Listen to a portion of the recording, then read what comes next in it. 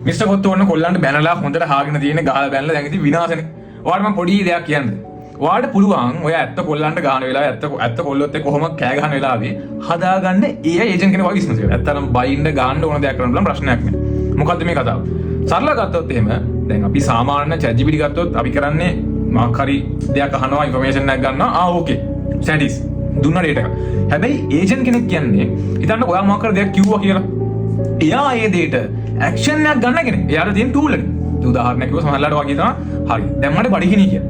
හැබැයි ඔයාගේ agent access දෙලා තිබ්බොත් Ubits එකේ. එයා ගිහිල්ලා Ubits එකෙන් බලලා ඔයා ආසම කෑම කෝඩ් එකක් දැන් දානවා. නැත්තම් එයා ඔයාගෙන් අහනවා දැන් මම ඕඩයක් දාන්නද කියලා. එයා ගිහිල්ලා ඕඩයක් දාලා මට කියනවා ඔන්න මම දැම්මා කියලා. අන්න ඒ වගේ කෙනෙක්. මොකද ඔය වැඩේ අපි කරා එක රෙස්ටුරන්ට් එකක සෑහෙන සාර්ථක වුණා.